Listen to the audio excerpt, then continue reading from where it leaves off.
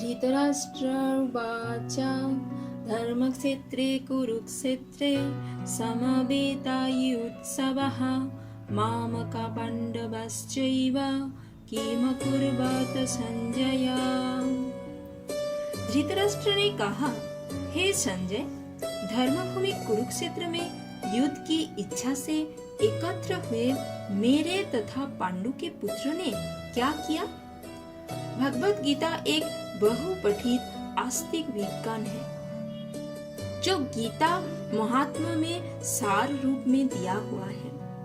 इसमें यह उल्लेख है कि मनुष्य को चाहिए कि वह श्री कृष्ण के भक्त की सहायता से संविक्षण करते हुए भगवत गीता का अध्ययन करे और स्वार्थ प्रेरित व्याख्याओं के बिना उसे समझने का प्रयास करे।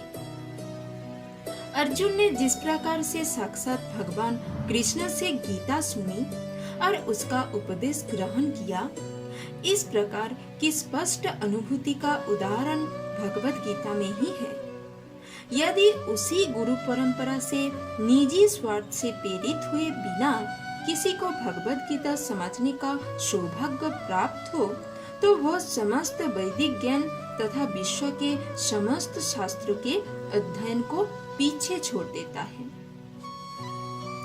पाठक को भगवत गीता में न केवल अन्य शास्त्रों की सारी बातें मिलेंगे, अपितु ऐसी बातें भी मिलेंगी जो अन्यत्र कहीं उपलब्ध नहीं है। यही गीता का विशिष्ट मानदंड है। स्वयं भगवान श्री कृष्ण द्वारा साक्षात उच्चारित होने के कारण यह पूर्ण आस्तिक विज्ञान है। महाभारत में वर्णित धृतराष्ट्र तथा संजय की वार्ताएं इस महान दर्शन के मूल सिद्धांत का कार्य करती है। माना जाता है कि इस दर्शन की प्रस्तुति कुरुक्षेत्र के युद्ध स्थल में हुई, जो वैदिक युग से पवित्र तीर्थस्थल रहा है। इसका प्रवचन भगवान द्वारा मानव जाति के पथ प्रदर्शन हेतु तब किया गया जब वो इस लोक में स्वयं उपस्थित थे। धर्मक्षेत्र शब्द सार्थक है क्योंकि कुरुक्षेत्र के युद्ध स्थल में अर्जुन के पक्ष में श्री भगवान स्वयं उपस्थित थे। कौरवों का पिता धृतराष्ट्र अपने पुत्र की विजय की संभावना के विषय में अत्यधिक संदिग्ध था। अतः इसी संदेह के कारण उसने अपने सचिव से पूछा। उन्होंने क्या किया?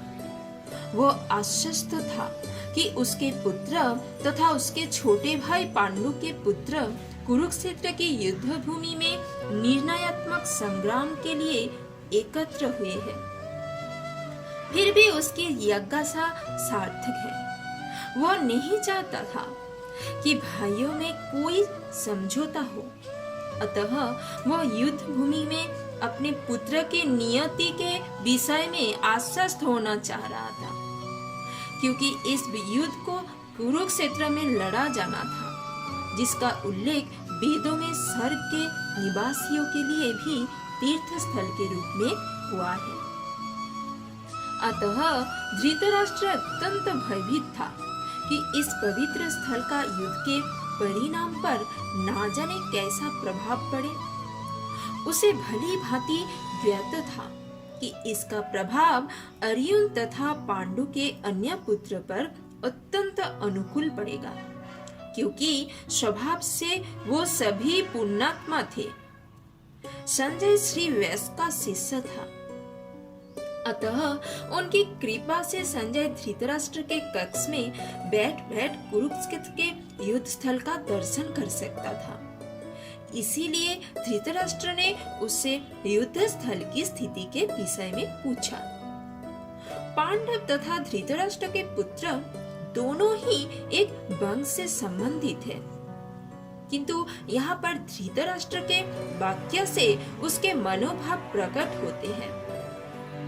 उसने जानबूझकर अपने पुत्र को कुरु कहा और पांडु के पुत्र को वंश के उत्तराधिकार से विलग कर दिया। इस तरह पांडु के पुत्र अर्थात अपने भतीजों के साथ धृतराष्ट्र की विशिष्ट मनस्थिति समझी जा सकती है।